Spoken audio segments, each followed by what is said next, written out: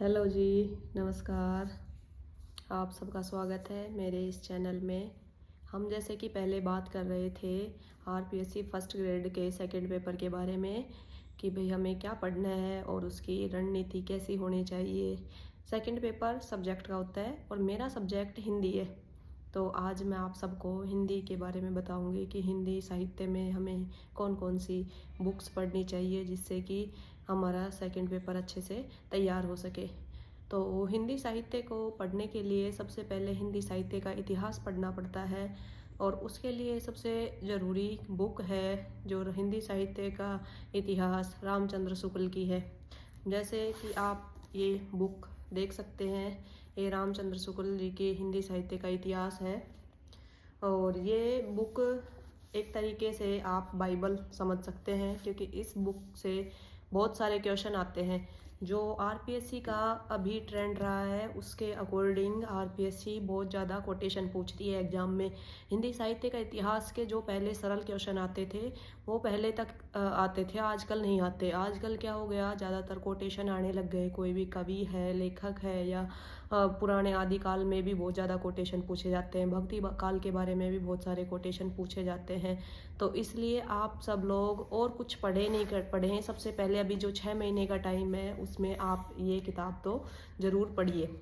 उसके बाद अगर हम बात करें तो हिंदी साहित्य के इतिहास को पढ़ने के लिए हम एक हिंदी साहित्य का सरल इतिहास नाम से एक किताब आती है जो 11वीं 12वीं में चलती है।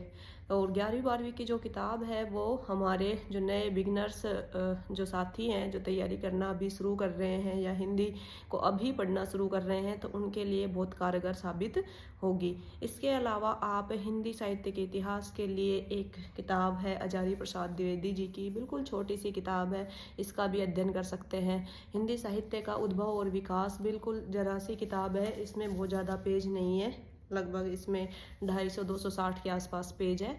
आप इसको पढ़ सकते हैं। इसको पढ़ने से आपको एक समझ विकसित होगी कि हिंदी साहित्य के जो कोटेशन पूछे जाते हैं वो करने में समझ विकसित हो जाती है।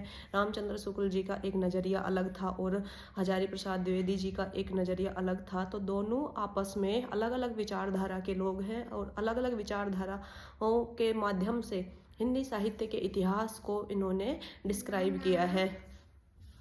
इन किताबों में से आपका हिंदी साहित्य के इतिहास में लगभग आदिकाल कवर बहुत अच्छे से हो जाएगा, भक्ति काल कवर हो जाएगा और रीतिकाल कवर हो जाएगा।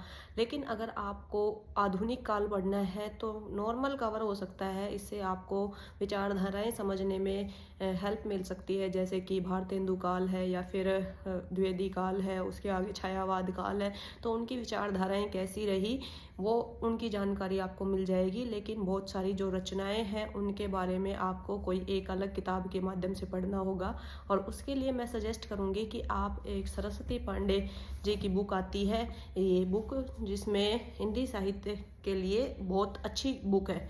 इस बुक में क्या है कि जितने भी हमारे कवि दे रखे हैं, लेखक दे रखे हैं, उनकी जितनी भी रचनाएं हैं उन रचनाओं को आप पढ़ सकते हैं। उन रचनाओं के बारे में वस्तुनिष्ठ तरीके से इसमें दिया हुआ है। तो ये सरस्वती पांडे जी की किताब है, गोविंद पांडे सरस्वती पांडे की, और ज़्यादा मोटी किताब नहीं है। इसमें से आप ये देख सकते हैं कि जो आदिकाल के कुछ गिने चुने हमारे जो पाठ्यक्रम में लगाए गए कवि या लेखक हैं उनके बारे में, और जो भक्ति काल के कवि लेखक जो लगाए गए हैं उनके बारे में जो नाम मेंशन किए हुए हैं उनको आप इस बुक के माध्यम से उनकी सारी रचनाएं आपको, और इस किताब में से आधुनिक काल बहुत अच्छे से हो जाएगा। आधुनिक काल में भी जो कवि हैं और जो भी गद्य के लेखक हैं और जो भी गद्य का आविर्भाव है, जितनी भी रचनाएं दे रखी हैं बहुत इंपॉर्टेंट है। आप इसको पूरी को ना पढ़ के कम से कम आधुनिक काल तो इस बुक से कवर कर सकते हैं।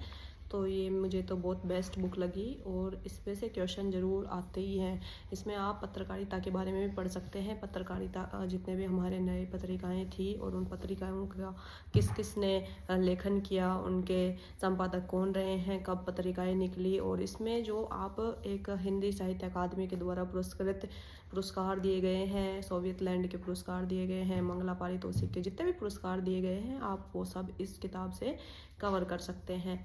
और उसके बारे में बाद में अगर हम बात करें कि हमारे भारतीय काव्य शास्त्र के बारे में, तो काव्य शास्त्र के लिए आप 2 किताब का रेफरेंस ले सकते हैं। मैंने जो रेफरेंस में बुक दी है तो आपकी इच्छा है जिससे चाहे आप उससे कवर कर सकते हैं। एक तो ये है भारतीय पाश्चात्य काव्य शास्त्र की जो डॉक्टर विवेक शंकर की बुक है, ये भी बहुत अच्छी है। भारतीय और पाश्चात्य काव्य शास्त्र दोनों इसके अंदर आ जाते हैं। तो जो भी टॉपिक हमारे दिए हुए हैं सिर्फ फर्स्ट ग्रेड के लिए उन्हीं को हमें पढ़ना है। भारतीय काव्य शास्त्र के लिए जो रस, छंद, अलंकार है और जो भी हमारे और भी कुछ चीज़ें लगा रखी हैं जैसे कि काव्य गुण, काव्य दोष और रीतियाँ लगाई हुई है, उसके लिए आप ये काव्यांग विवेचन किताब का भी सहारा ले सकते हैं।